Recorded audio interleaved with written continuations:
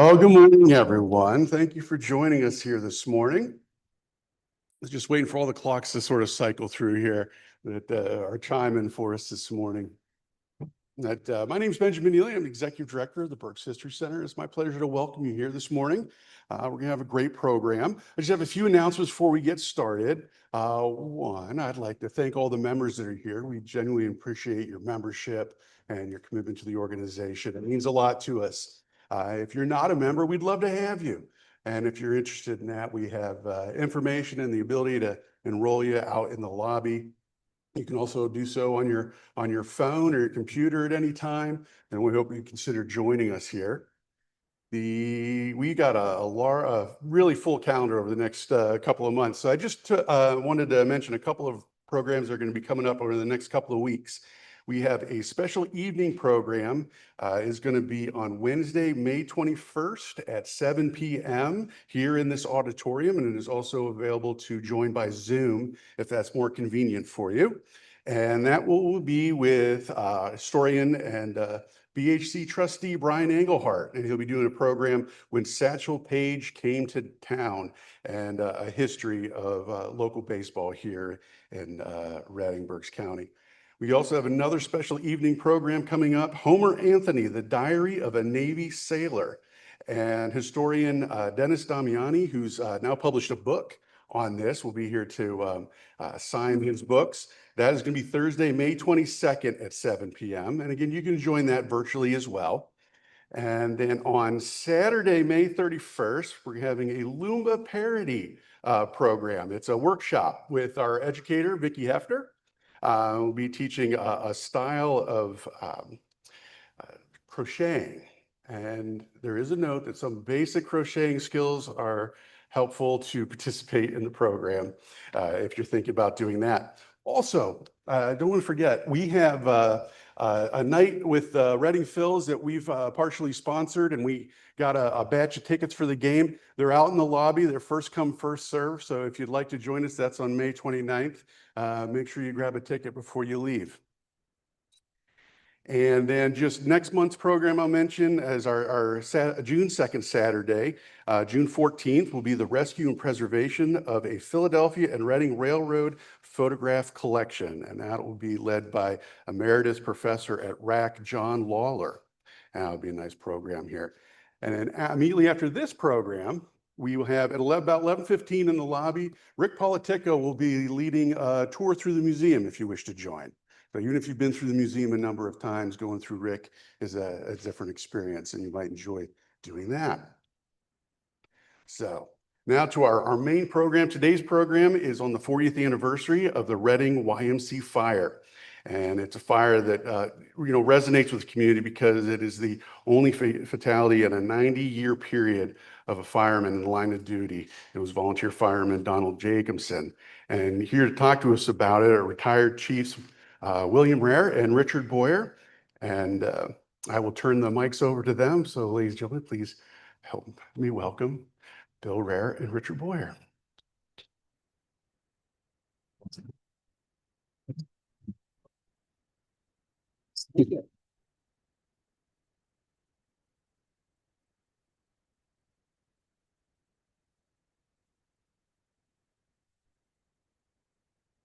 Good morning. As Ben said, this is a program that we did in January down at RAC, close to the date of the 40th anniversary of the tragic YMCA fire in Reading, which occurred on January 28th, 1985. Took the life of a city volunteer fireman and 3 civilian residents of the YMCA. Our program is in 4 parts. First is a brief history of YMCA. When it was founded in Europe, when it came to America, and when it came to Reading. The second is a discussion of the renovations that were going on at the YMCA in 1985 during the period that the fire occurred. And it's a discussion of some of the decisions that were made that would have a profound effect on the outcome of the fire. had some of these decisions not been made and enforced, the YMCA fire could have taken over 100 lives.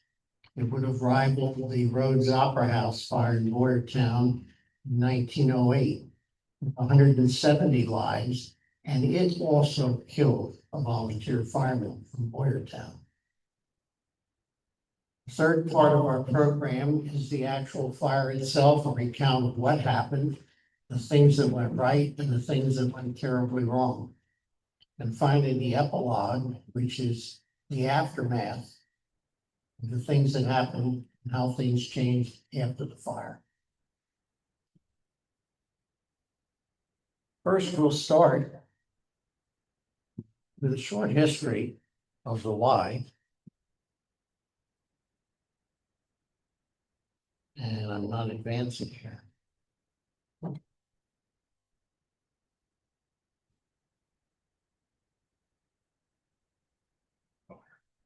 Okay.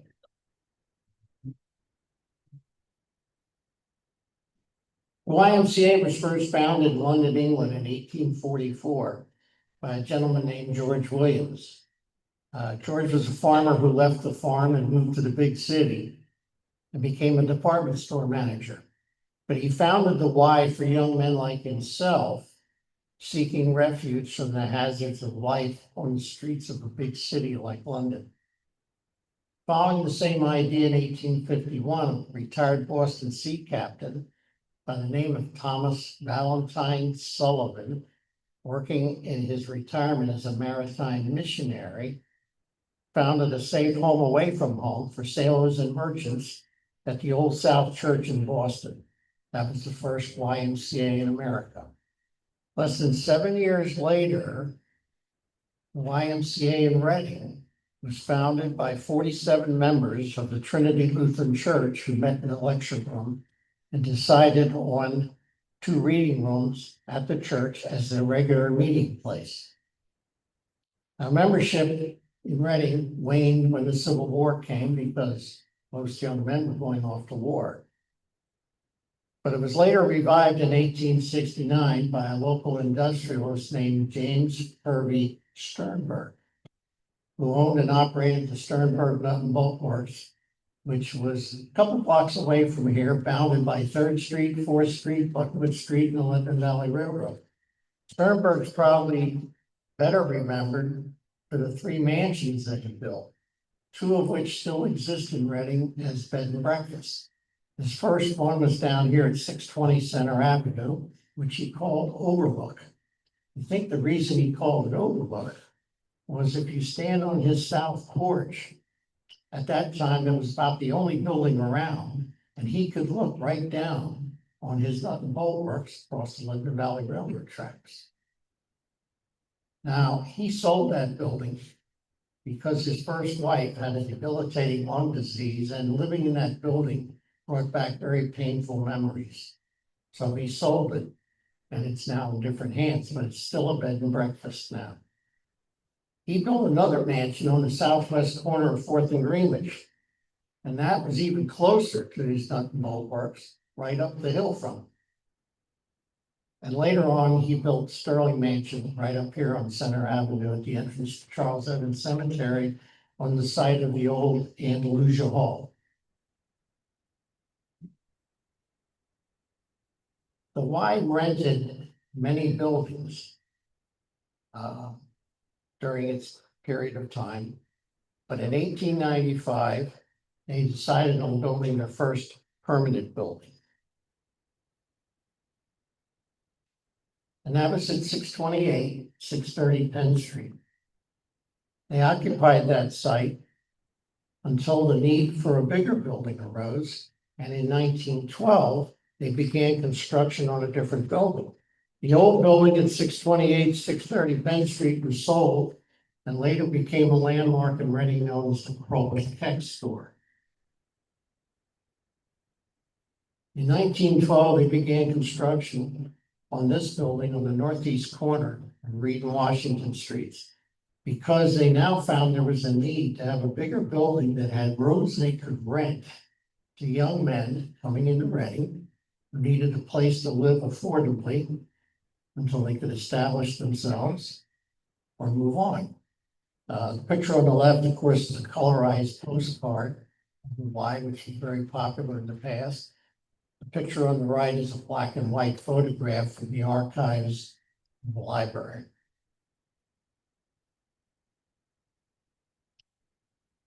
During the 1920s, after they moved into this building, they began buying up the residential properties in the 100 block of Reed Street that abutted the back of the Washington Street building. By 1930, they had purchased enough of the properties that they were able to build another 6-story addition on Reed Street, known as the Reed Street Annex. Now, I thought this was a really interesting picture from the archives over in the library here at the History Center. It shows the footprint of the 2 Y buildings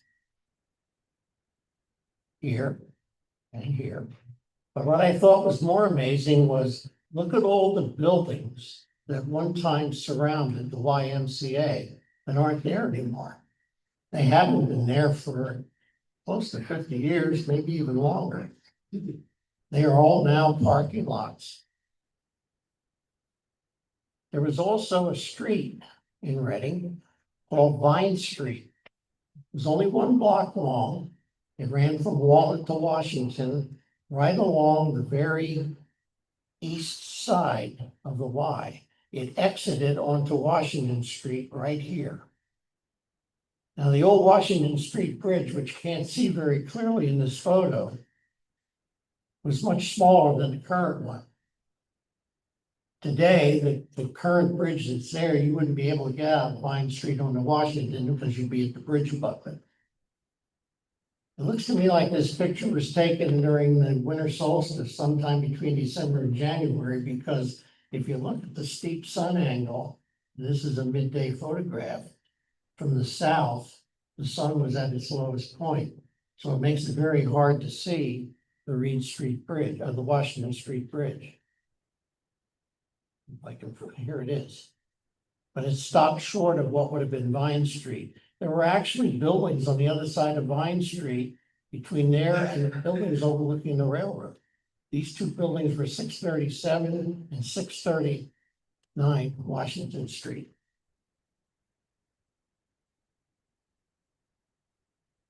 Over the years, fire was no stranger to the YMCA. And during my 51-year career in the Reading Fire Department, fires at the Y were no stranger to me either. I responded to 3 significant fires at the YMCA over the span of my career. The first fire occurred in 1972, which was my first year on the job as a full-time deputy fire chief. On Christmas Day, 1972, I responded to this fire, which occurred on the 4th floor of the Y. An arsonist who was never apprehended set 2 vacant rooms on fire, set the mattresses on fire in 2 vacant rooms. Created a lot of smoke, but really didn't do much damage. Caused evacuation of the building. 11 years later, June 10th of 1983, I was working a fire at the Bell Tower Boutique, which at that time, today it's over why I'm missing, but at that time it was at 606 North 5th Street, which was the old Calvin Seidel funeral home. I know that for a fact because in my grade school years, I grew up at 602 North 5th Street, virtually next door. We were just finishing up that fire. That fire was caused by a painter that was burning paint off the woodwork, set the woodwork on fire. The fire got into the roof and into the 3rd floor. We were just wrapping up the fire at 1:15 in the afternoon when an alarm was dispatched from the YMCA on Reed Street. As I looked south on 5th Street, I could see a column of smoke rising in the air from the area downtown Reading where the Y was. And that told me right away we had a significant fire. And indeed we did. This fire caused extensive damage to the 5th floor, starting in room 549, just off of Reed Street. I thought this is a unique picture because this is the same fire on Reed Street, but it shows all 4 of Reading's aerial fire apparatus in operation at the same fire. On the left, you have ladder 3, you have the snorkel, ladder 1, and ladder 2. Very unusual picture because you don't usually get to see that. Following this fire, well, let me just elaborate a little bit more. These are 2 inside photos from this fire in 1983. And what it shows is the typical construction of some of the inside hallways and corridors and rooms in both buildings. You notice above the doorway, this picture on the left is taken from inside room 549 when the fire started. You notice there's a transom above the doorway. The fire has burned through the transom and even burned away the top quarter panel of the door. The picture on the right shows you the hallway outside the room where the fire spread. But what you will notice in this photo, and I want you to keep it in mind when you see a photo of the fire of 1985, this hallway is basically what we call a fire-resistant construction. The walls are plaster, the ceiling's plaster, the floor is tile. And there was some severe scorching and burning of the paint on the walls, but otherwise the hallway is basically intact. The 1985 fire, where the hallway is of different construction, will be significantly different, and was one of the things that caused the fatalities in the fire. The Y was in the process of renovating with some capital improvement programs. And during that time, there was a review of the code requirements that are needed for construction and renovations. And some of the decisions made at the time relative to code enforcement may have saved over 100 lives. There's probably no better person to tell you about this than the guy who made some of those decisions. And that was former Fire Chief Richard Boyer, who at the time had just been promoted to deputy chief, but prior to that, he had been the fire prevention and code enforcement officer for the fire department. Richard? Thank you, Chief. Good morning.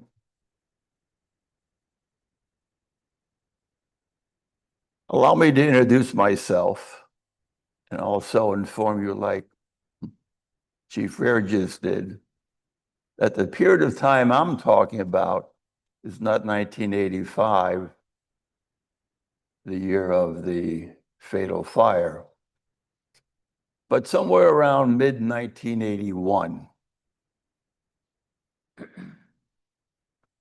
At that time, I had just been promoted to second deputy chief. I was running the C platoon, but I was also acting fire prevention officer for the City Reading Bureau of Fire Prevention. Why was that? Well, the city unfortunately had not kept up with its civil service requirements of having a list all the time of all the ranks that could be promoted. So that took a significant time, and I really performed that acting fire prevention officer responsibilities probably for about 2 years. So even though I was not directly every day in the office, whenever there was a special assignment, I took that responsibility. Over the course of that time that I was the lieutenant fire prevention officer, we had developed a good relationship with a number of architectural firms. In fact, one of the architectural firms, Muhlenberg Green, my very close childhood friend, Howard Quaintance, who was a very active on the Y also, has retired and he's now a member of the Fire Museum Board.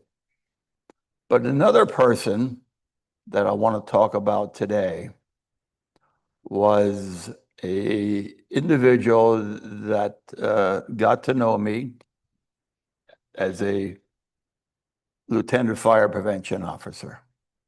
And we struck it up pretty good.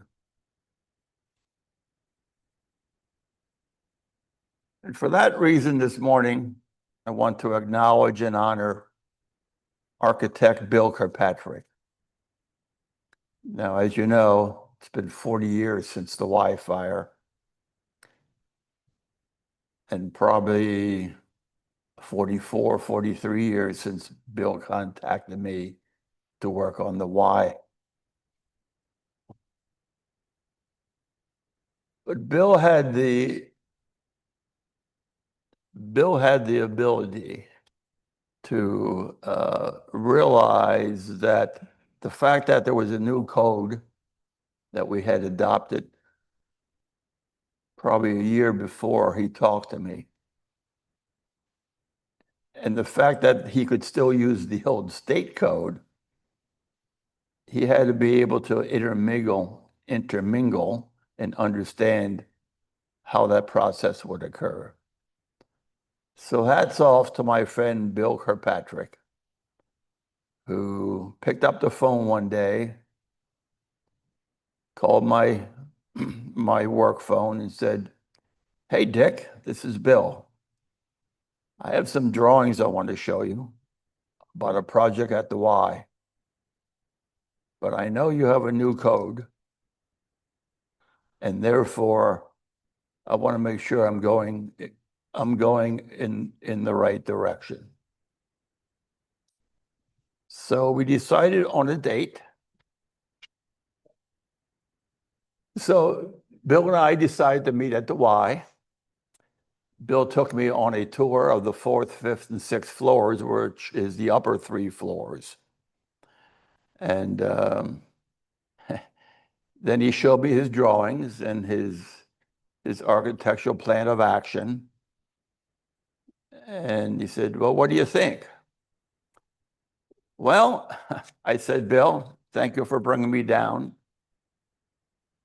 But I suggested to him that because of certain things I saw and the intermingling of the two codes, that he could probably save a lot of money by going back and doing the following.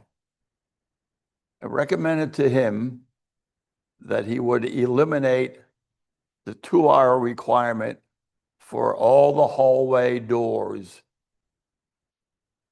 which meant that he had to provide 2-hour fire resistance on the walls, the doors, the door hardware, etc.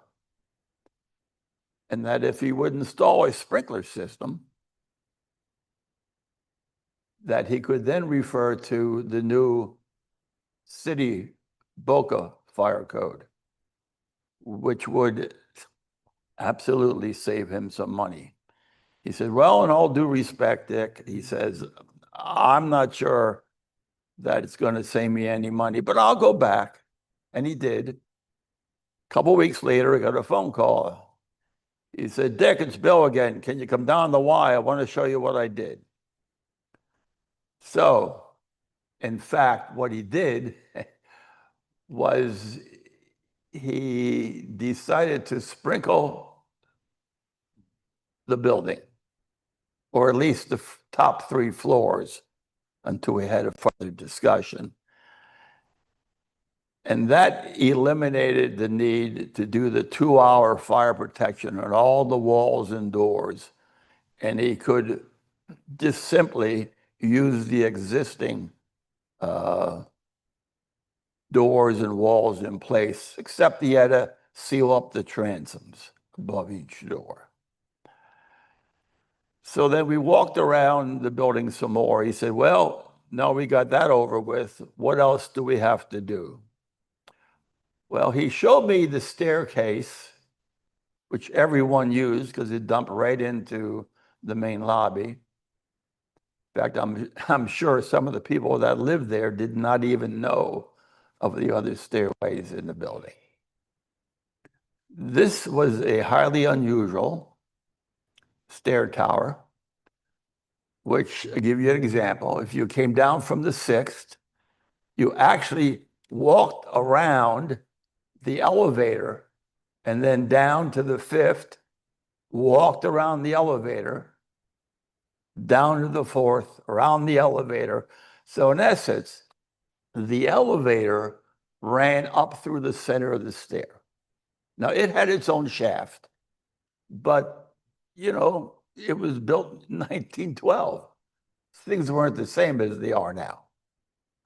So I said, Bill, that fire escape that was right next to the staircase, he wanted to eliminate because they were going to provide a sprinkler system. I said, no, Bill. I said, you have a highly unusual situation. Pardon me. I said, you need to keep that staircase, that fire escape and the fire door and the panic hardware, which you would push to get out, on each of the floors, 6th through 1st.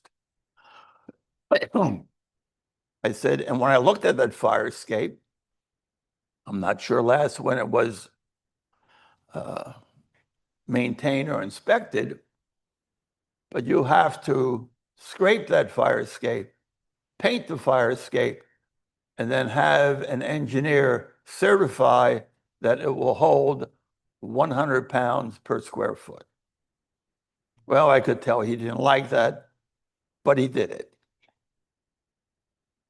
In addition to that, because we had a new smoke detector ordinance, they had to comply with smoke detectors.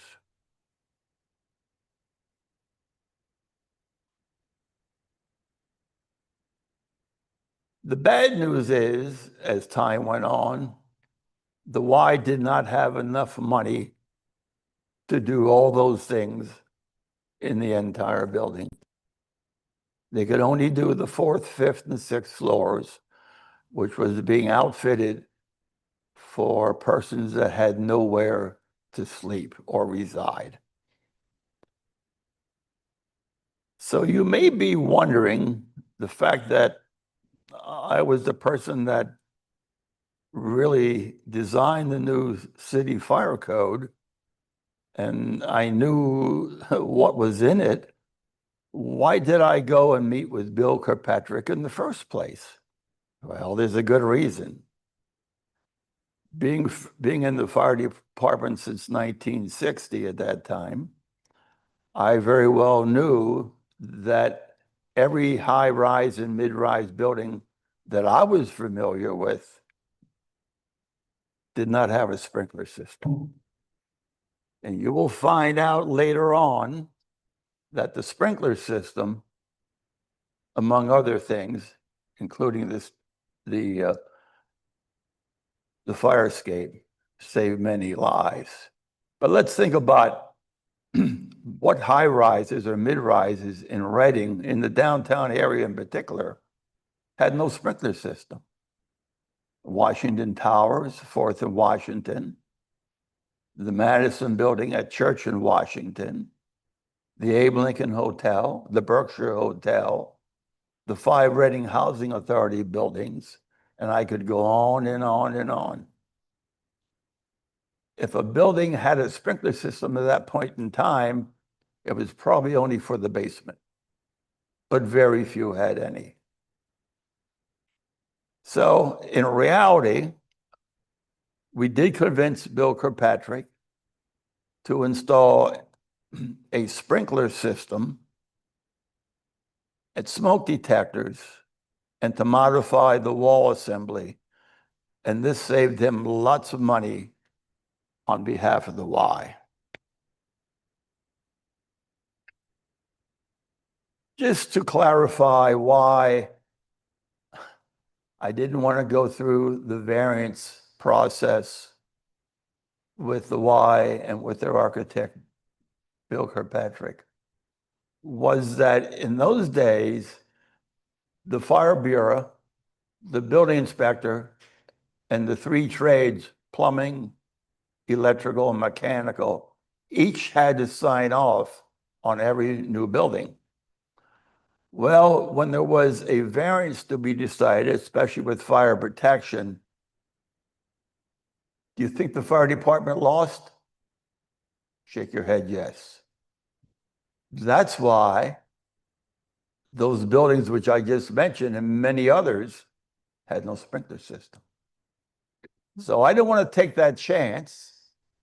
And if I could convince him to do the improvements I just mentioned, I was hoping and was successful that he would not file a variance for those items. And he didn't. So how did those items, and Bill will go into some more detail, but as Bill goes through with his program, think about the fire escape being maintained and refurbished, including the fire doors next to the stair tower and the panic hardware. Think about a sprinkler system that was installed in the daycare on the first floor, right on the other side of the 1912 building in the 1930 annex.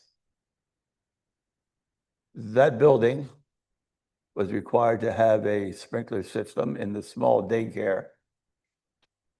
And Fire Inspector Dolores made him put a sprinkler head on both sides of that door. One of those sprinkler heads went off during the 1985 fire. And there's a whole story behind that end of the flashover. And then what I neglected to mention was we also required them to sprinkle the stair towers. Back in the day, you did not have to sprinkle the stair towers. I have no idea why, but they sprinkled the stair tower. Two of those heads went off, and it prevented the flashover from climbing to the 4th, 5th, and 6th floors. So we honor architect Bill Kirkpatrick and thank him for having some common sense, because I'm sure he had a lot of grief from the board of directors from the YMCA. But thank Bill Kirkpatrick for working with us and saving probably 100+ lives on Monday, January 28th, 1985. Thank you.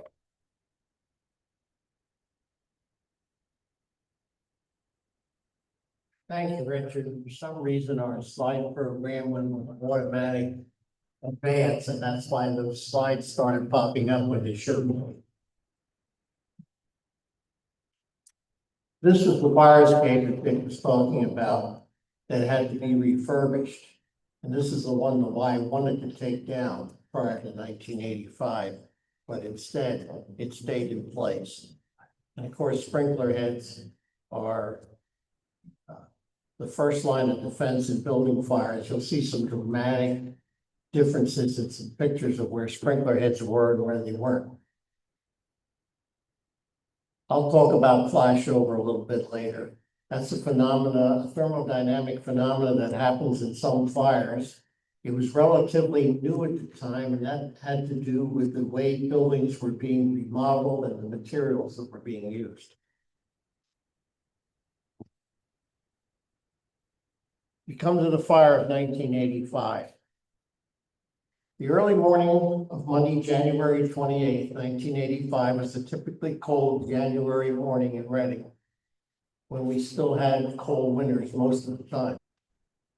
The on-duty complement in the Reading Fire Department, there were 112 paid firefighters in the city of Reading back in 1985. They were divided into 4 groups called platoons, A, B, C, and D. They work alternating shifts of 10-hour days, 14-hour nights. 3 days on, 3 days off, 3 nights, 3 off. Those people manned 7 engine companies, well, 9 actually in a full strength. 9 engine companies, 4 aerial companies, a rescue squad, and 2 paramedic units. There were also volunteers sleeping in stations at night. The paid command staff of the Reading Fire Department in 1985 consisted of 7 chief officers. Upper left, Chief Charles Schaefer. Next, myself, Deputy Chief, second in command. Next, Richard Boyer on the right, third in command. And then each platoon had a chief officer in charge of that platoon. They set up the platoon every day, responded to all the fire calls. Lower left, you had Earl Bansner, Mike Moyer, George Kellenberger, and Jeff Squibb. The night of the Y fire, Chief Bansner, lower left, was the chief on duty with the B Bravo platoon.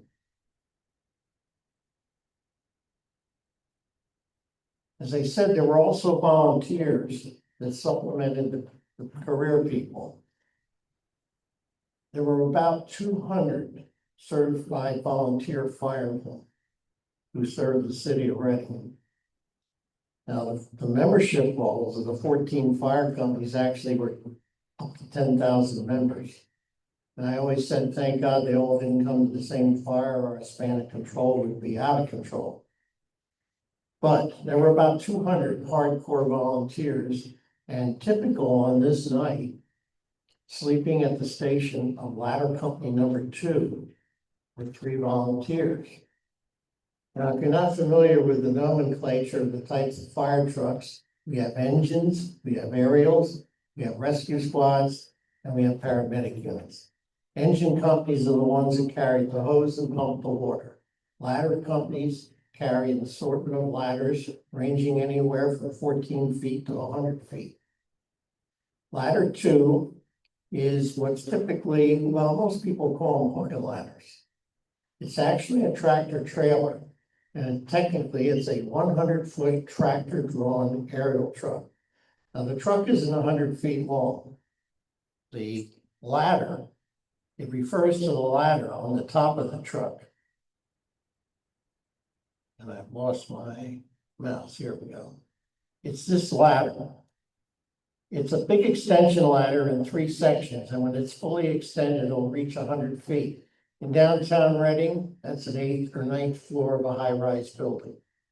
But what sets this truck apart from a tractor trailer is the fact that it has 2 drivers. You have a driver in the front of the tractor. He controls the gas, the brakes, and where the truck goes, essentially where it's going to head. But there's also a driver in the back called the tillerman. And that tillerman sits up in here, can control the back wheels of the trailer. So this tractor trailer, unlike a normal tractor trailer, can make very tight turns into narrow streets. And that's why it's very suited for cities like Reading, Philly, New York, and bigger cities. It's a typical American fire truck. You won't find these in Europe. When our fellow firemen from Reutlingen, Germany come over here and visit, they are just amazed at this truck. And one of the things they all want to do is drive the tiller. Now, it sounds pretty simple. You think, okay, the tillerman has to simply go where the front goes. It's not that simple. For example, you have to do things in the tiller that can be counterintuitive to how you would normally steer something. If this ladder truck is going over Spring Street and it gets beyond the library to that little half street called Pear Street, to make that swing into that street, tractor trailer would never be able to do it, even with 3 or 4 tries. But with the tillerman can, as the front end driver turns to the left to go down the street, the tillerman turns his wheel to the right, and the back of the truck swings in an arc. And then when it's lined up, truck can go down the street. And that's how they can generally get in any narrow street in one turn. On this particular night, the 5 people assigned to this truck were 2 paid men and 3 volunteers. The driver in the front of the truck on that night was Kevin Culp. The driver in the back was Paul Hoffman. Now, that's kind of ironic, as fate would have it. They had actually switched positions that night. Hoffman usually drove the front, Culp usually drove the back. It would be a very fateful decision for Hoffman. The 3 volunteers who were sleeping at the station was Terry Royce, Joseph DeSisco, and a 26-year-old volunteer by the name of Donald Jacobson. At the Y, most of the 500 residents were asleep on the 4th, 5th, and 6th floors. There was one contracted security guard by the name of Russell Palmer on duty in the lobby. And he controlled access to the upper floors through a locked doorway that he could buzz open to allow people to enter, only if they belonged on the 4th, 5th, or 6th floor. The rest of the floors were locked down. The rest of the building was locked down. The only known entrance to the building was through the front door lobby where the guard was seen.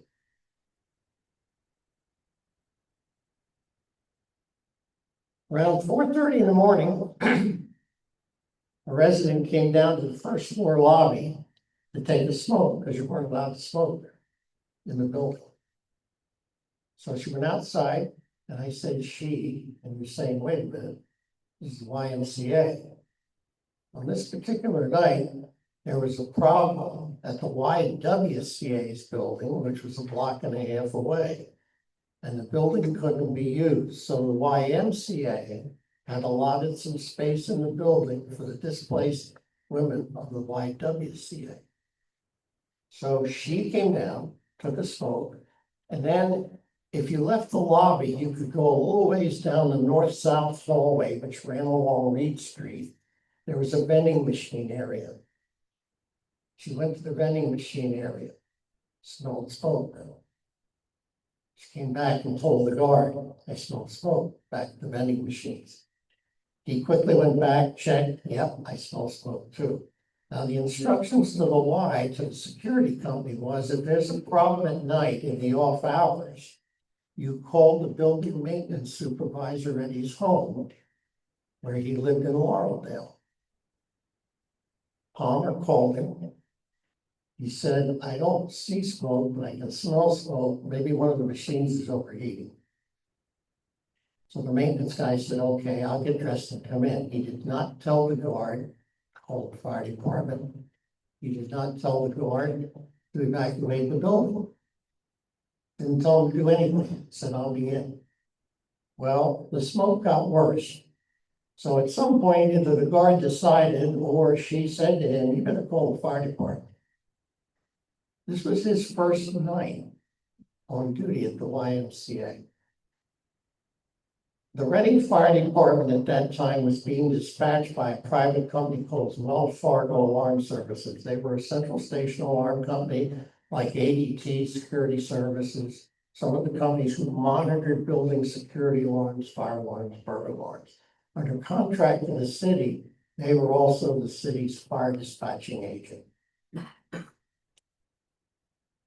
We did not have 911 at that time. 911 didn't come to Reading and Berks County until November of 1989.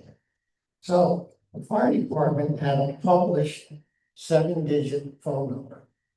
7-digit, we weren't using the area code yet. So the phone number for the fire department was 3744066, and that was a widely published number.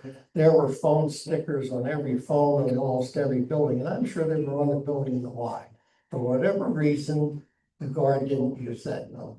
Instead, he dialed operator. Now, Bell Telephone used to have operators at 4th and Washington in the Bell Telephone building. However, as Bell Atlantic took over and began consolidating their resources, they moved all their operators that served the Reading area to 1 or 2 places, Philadelphia or Scranton. So if you dialed operator in Reading, you either got an operator in Philly or Scranton. And that call was directed by a very sophisticated system called a call routing system which the computer determined which operator wasn't busy in one of those centers, and that's who got the call. So that was pretty consistent, except it wasn't local. So when the guard called, he said, I'm a guard at the YMCA, and I smell smoke. Now he's talking to an operator in Philadelphia who thinks he's at a YMCA in Philadelphia. This is where things start to go really wrong. So she says, okay, hold on, I'll give you the fire department, and she hooks him up to the Philadelphia Fire Department at 3rd and Spring Garden Streets in South Philly. Now, the guard says, I'm at the YMCA at Rehr and Washington, and I smell smoke. And the dispatcher said, wait a minute. There's a Reed Street in South Philly. There's a Washington Avenue in South Philly. The YMCA isn't on either one of them. It's on Christian Street. But Christian Street is a block away from Washington Avenue. So the fire dispatcher still thinks he's talking to a guard that's at a YMCA in Philadelphia. He just doesn't know which streets he's on. As the conversation continues, the nighttime supervisor in the Philadelphia Dispatch Center gets on the phone and finally figures out, you're at Reading. He said, okay, we'll notify the Reading Fire Department. While all this conversation's going on,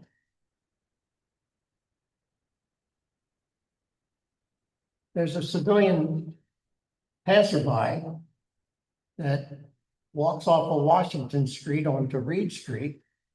And as he turns the corner, he sees fire coming out 4 windows on the Reed Street side of the Y.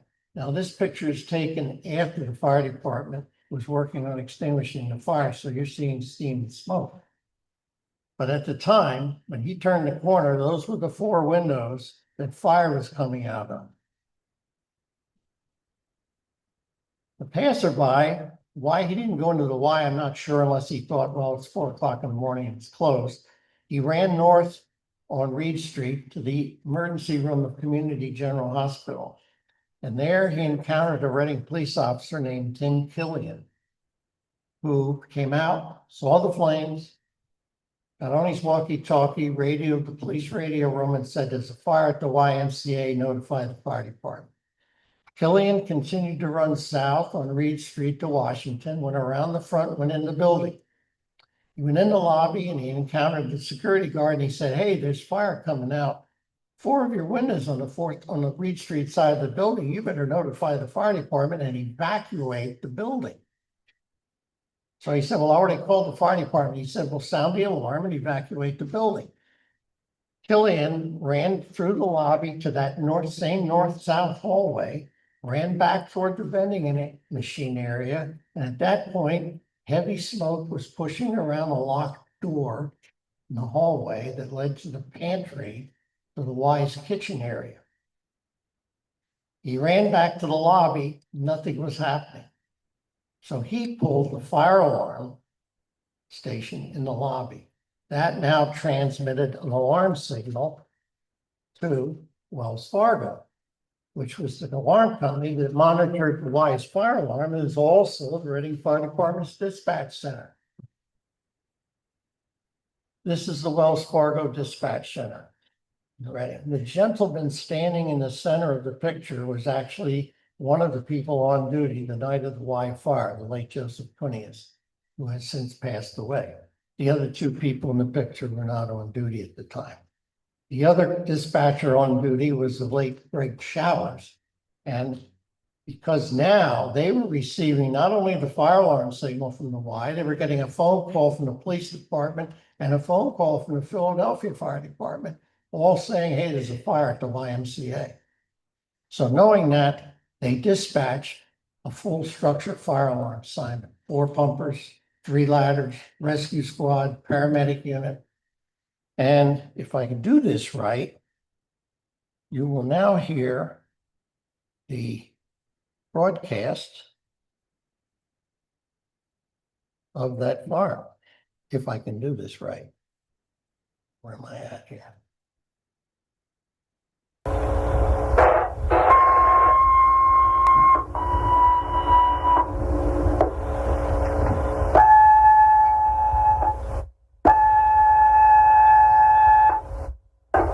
Box 1726, YMCA, Reed, Washington Street, for fire. Box 1726, YMCA, Reed, Washington Street, for fire. Section 697 response. Attention, Engine 5, Engine 9 also responds. Engine 5, Engine 9 also responds. PGE 407, 0445, dispatcher 44. That was the actual dispatch on the morning of January 28, 1985. That went over the radio system and all the fire stations and alerted the companies to the fire. One of the companies responding to that was ladder company number 2, which we featured earlier. Ladder 2 arrived on the scene, parked on Reed Street, right where the fire was coming out the windows, as a matter of fact. The driver stayed with the ladder, preparing to operate the aerial to the upper floors, along with volunteer Joe DeSisco. Going into the building was, on the upper right, Paul Hoffman, the tillerman. The bottom left is Terry Royce, volunteer, and 26-year-old Donald Jacobs. Donald Jacobs, by the way, his father was a retired Philadelphia fire lieutenant. Anyway, they proceeded in through the lobby, and the guard, thinking he had done the right thing, but this is another thing that went wrong, because that door had to be buzzed every time to let you in, he propped it open to the stairwell with, of all things, a fire extinguisher. But that's so that firemen could come in, and it would have been a problem because firemen would not have been able to enter, and they would have had to break the door down anyway. But that compromised the stairwell, because now you've got a wind tunnel that's going up 6 floors from the lobby. You've got a fire that's around the corner from the lobby that's continuing to propagate.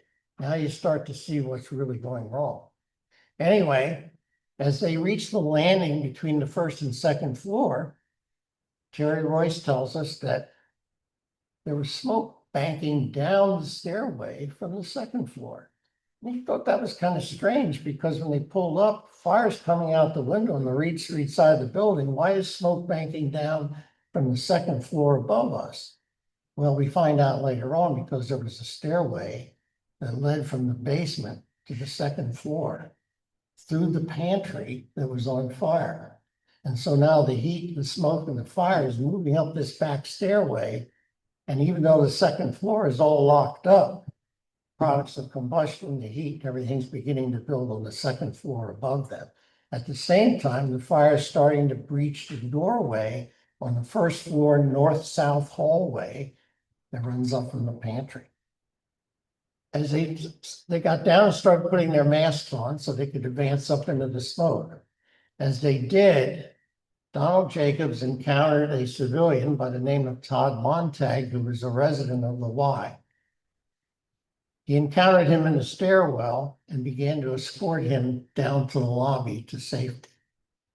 As they got to the 1st floor landing, the landing between the 1st floor and the 2nd, the fire in the pantry broke into the hallway, intensified very quickly into what we call a flashover, came through the lobby and into the stairwell, killing Montag and Jacobs instantly. At the same time, there was a civilian in the lobby who had been told to leave, but didn't, because he said it was too cold outside. Well, it got pretty hot where he was. He perished on the spot too in the lobby. There was another gentleman by the name of Warren Eisenbeiss, who was between the 2nd and 3rd floors in the stairwell. He was caught in the blast of heat and smoke that came into the stairwell from the lobby. Hoffman and Royce continued on the 2nd floor, but got disoriented because now the combination of what was building up on the second floor, and the combination of what was coming through the lobby caught them on the second floor. They became disoriented in the smoke, and they were starting to get burned, even though they had full firefighting equipment on and they had masks on. Hoffman, by chance, fell against the panic hardware of the door that led to the fire escape that the Y wanted to take down. All 100 occupants above the third floor were coming down that fire escape.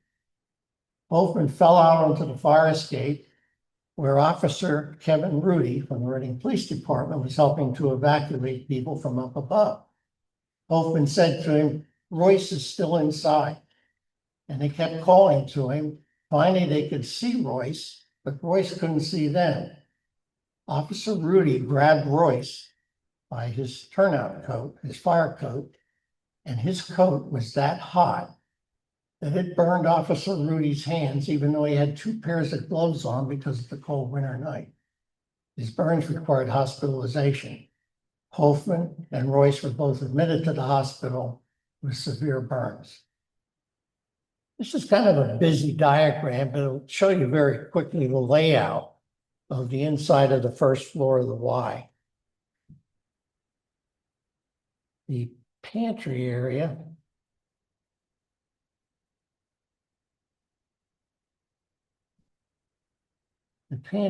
is over here.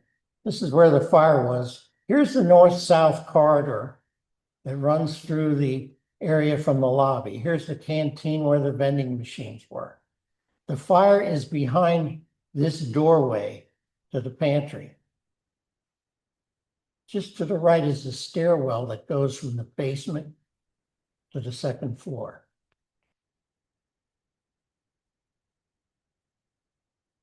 And this is the second floor. I keep losing my mouse here. This is the hallway in the second floor. This is the stairway. And this is the area where Royce and DeSisco were, where the exit to the fire escape was. And they fell out onto the fire escape. Now, what happened? The fire intensified so quickly that what occurred is called a flashover. A flashover is the instantaneous ignition of all combustibles in a confined space because everything's been preheated to its ignition temperature. An outside example of that is the Los Angeles wildfires. If you notice in some of the videos, fire would be over here burning the vegetation. There was a 70-mile-an-hour wind blowing the fire in this direction. And all of a sudden, an area 500 feet away burst into flames. Why? Because the 70-mile-an-hour wind is blowing superheated air into the other vegetation, which causes it to ignite. Same things happens even more so in what's known as a flashover. And if I can get this to work right, we will show you what a flashover looks like. Now, I don't like this particular video because the photographer moves around too much, but I think it was getting too hot. That's why he was doing it. Anyway, let me try it. Okay, you see a room of contents is burning. Watch how quickly this fire propagates and reaches the doorway to this room as it banks down from the ceiling and flashes over. No wonder they call fires living things sometimes. We call it the Red Devil. Now, in this case, the hallway that the fire flashes into is not combustible like the hallway at the Y was. So this fire basically stops its flashover when it gets to the doorway. Let me see if I can do that again. Nope, I can't. Okay. Anyway, while that's happening, here's the outside fire escape with the occupants being evacuated. But because the doorway to the stairwell's open, the doorways leading onto the fire escape's open, you have a perfect wind tunnel now that carries that fire down the hallway, up the stair tower, but the stair tower is fire resistant, so the fire stops there. The heat eventually dissipates as it goes up through the floors, but the heat was still hot enough on the 4th floor to activate the sprinkler heads where the sprinkler system started on the 4th, 5th, and 6th floor. That takes a temperature of 165 degrees. Now, you remember the hallway I showed you in the 1983 fire? Scorched walls, but basically not much damage. This is the north-south hallway in the YMCA after the flashover. And why did it flash over? Well, because the wall was covered with a burlap type wallpaper. There was wainscoting, wooden wainscoting halfway up from the floor. The ceiling had been acoustical cellulose ceiling tiles mounted on a wooden substructure, all flammable. This picture is taken from right outside the pantry, looking down the hallway toward the lobby. The lobby, you make a left turn, go in the lobby. But look at the damage and total destruction of this hallway compared to the 1983 fire where the walls were plaster, the ceiling was plaster, and the floor were tile. This is the lobby. The desk in the front is where the security guard normally sat. The hallway from the north-south corridor is off to your right, and to the left center is the main entrance off of Washington Street. Again, look at the destruction. This only lasted about 30 seconds. We had a firefighter that was just ready to go in the lobby when he heard the rumble. He looked and he said it looked like an orange freight train went through the lobby for about 30 seconds, floor to ceiling. Again, part of the lobby. Now, if you're looking at this picture and you're wondering, how did a cardboard box with plastic coffee cups survive this fire? Well, it didn't. What amazes me, this is a police evidence technician photo, and their coffee cups and their cardboard box was left in the center of the photograph. Can't imagine why that would happen.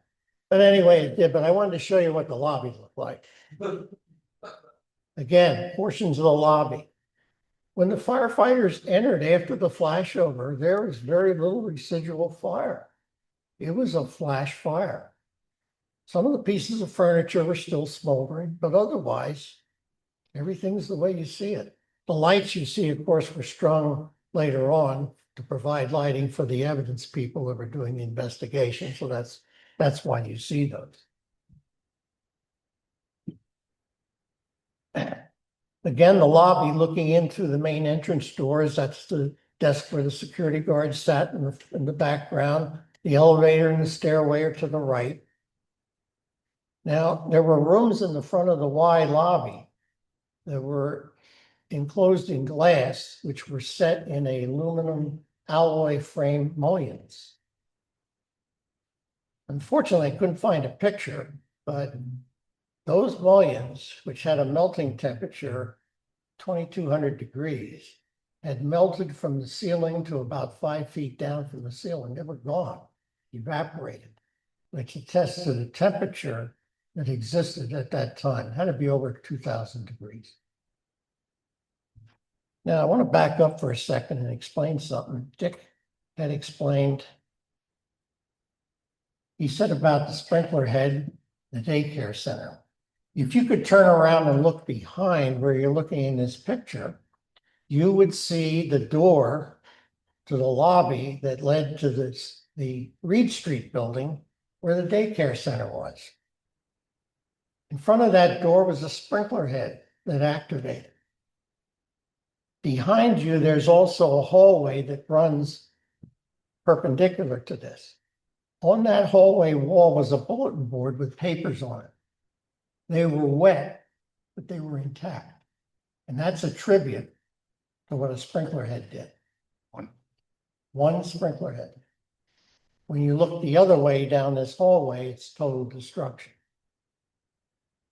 The morning after the fire, as you look at the Y, reveals really very little about the carnage that went on inside.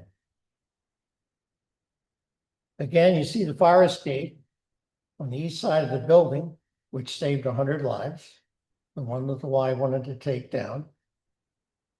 In the front of the building, very little evidence of fire. If you went along the Reed Street side, there's the 4 windows that the fire was coming from that the civilian passerby saw and notified the police. That obviously bears evidence that there was fire there. You can see the scorching even on the brick facade. At first morning light, in the left photo, Donald Jacobs' body is carried out by city firefighters and put into a city ambulance to be taken to Reading Hospital for a forensic autopsy. The photo on the right shows the coroner's office removing the 3 civilian victims. Donald Jacobs' funeral was held on Friday after the fire. The fire was early on a Monday morning. It was held at the Albright Memorial Chapel at Albright College, attended by firefighters and civilians alike. After the service, his body was located located to a city fire apparatus, where it was carried on the apparatus in a procession from Albright to the Washington Fire Company station that Donald was on duty the night of the fire. As they left Albright, they passed through an arch made by 2 ladder companies, which is a fireman's tribute to a fallen fireman. Carried through the city streets on the apparatus to the Washington station.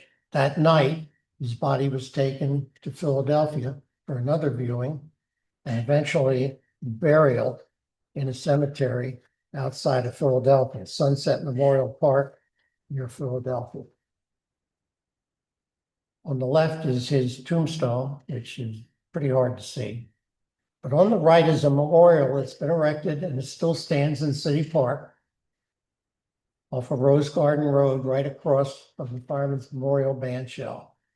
The bell is the tower bell of the Washington Fire Company station that was used to sound public fire alarms for 109 years. It's 1873 to 1982. A standing memorial to Donald Jacobs.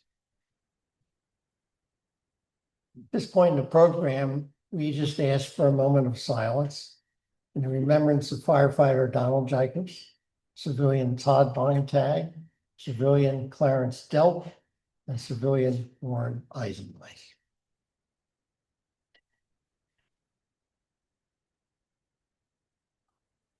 We come to the epilogue and how the fire changed not only the Reading Fire Department, but some other things. Now, for 4 months, the fire was under investigation, and nobody could figure out how did someone get in and set 4 fires in the basement and a fire in the pantry, all of which was under lock and key. The only way into the building was past the security guard, and even if you got into the building, you couldn't get into these areas because they were all locked down. Well, the answer would come 4 months later. On Saturday, May 25th, there was a series of arson fires that occurred in the city.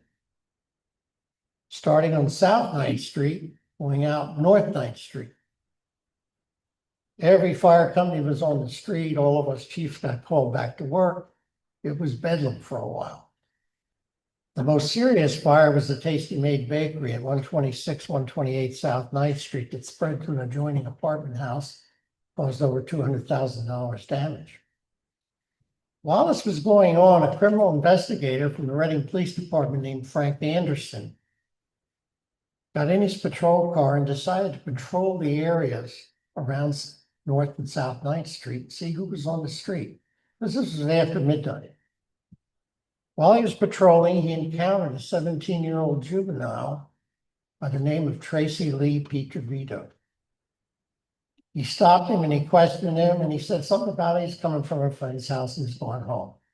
But Frank made out what they call a contact card, which is a document of who he stopped, where he lived, how to get a hold of him, and so forth. About a week later, they decided to call him into City Hall and question him about the 9th Street fires.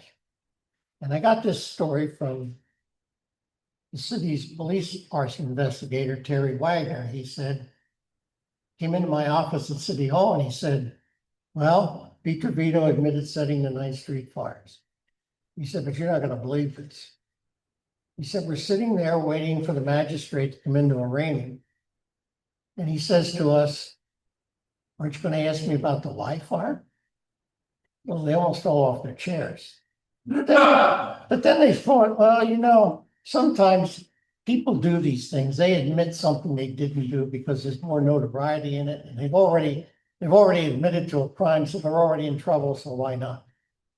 But then he said, he told us how he got in and where he set the fires, and only the arsonist could have done that. He said, Tracy had a very troubled family life.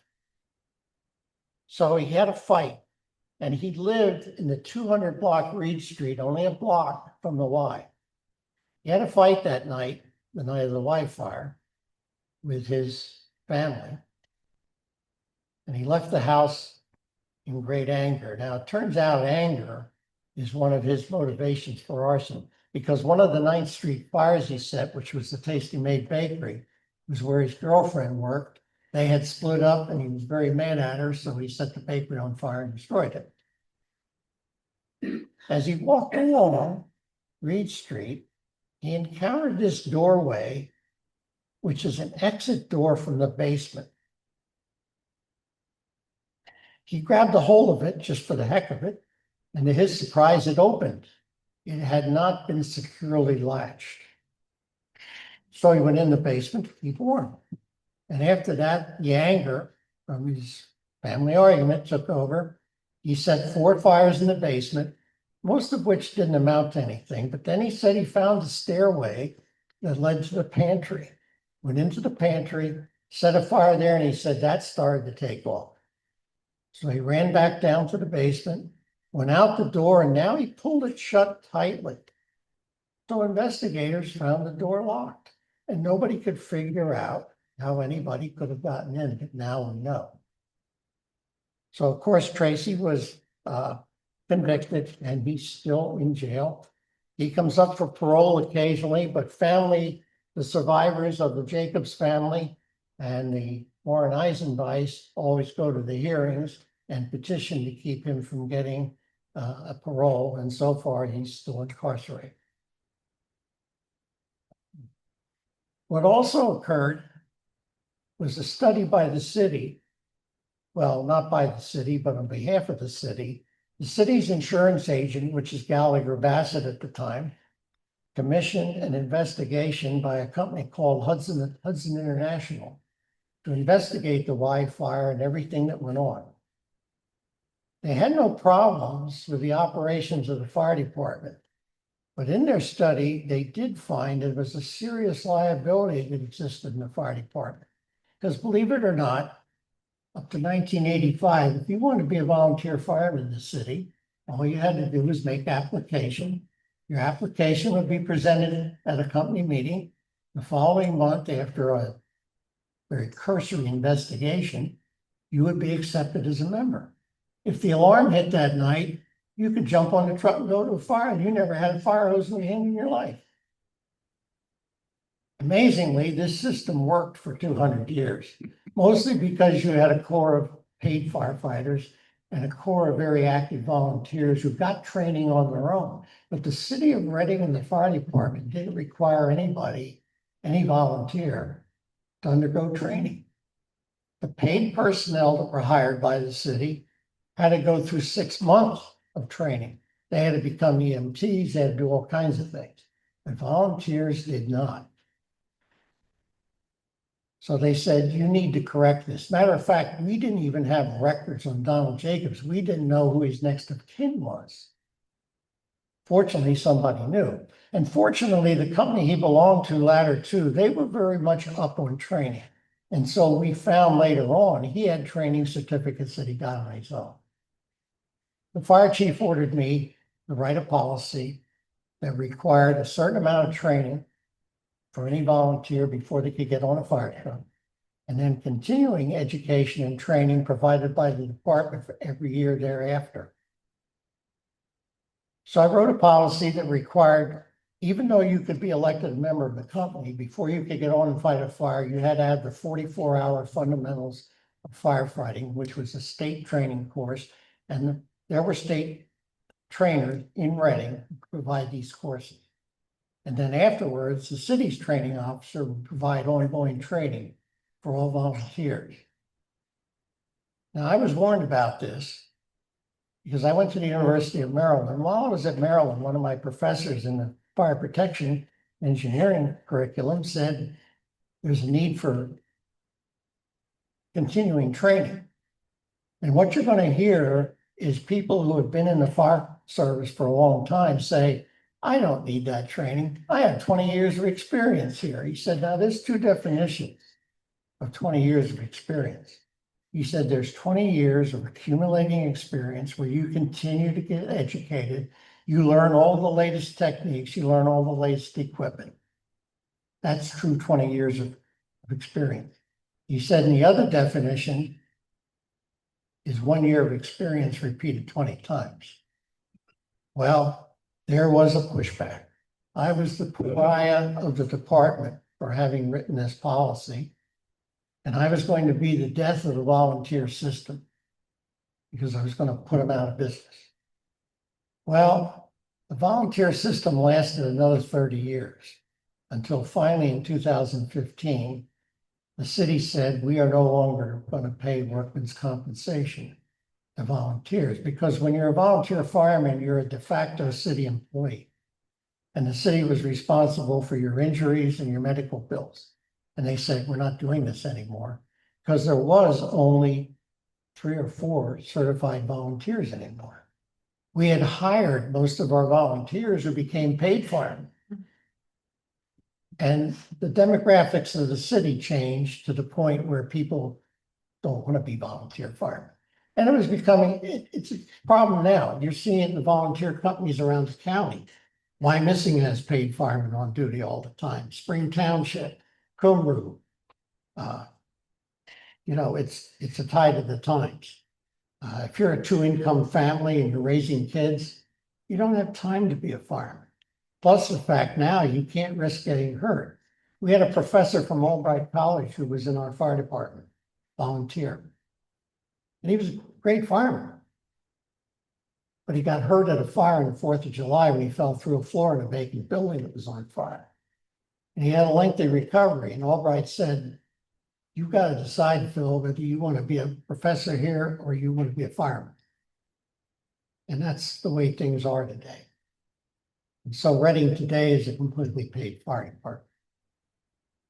But it wasn't because of our training.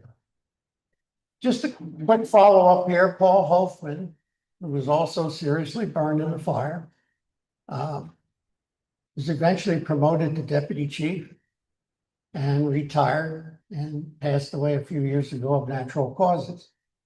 Kevin Culp, who had switched that night with him and was on the front of the truck, became a deputy chief also, and he actually succeeded me as fire chief when I retired in 2010. Terry Royce, now you got to give Terry credit. When you're a kid and you fall off a bicycle when you're learning to ride, you got to get back on again.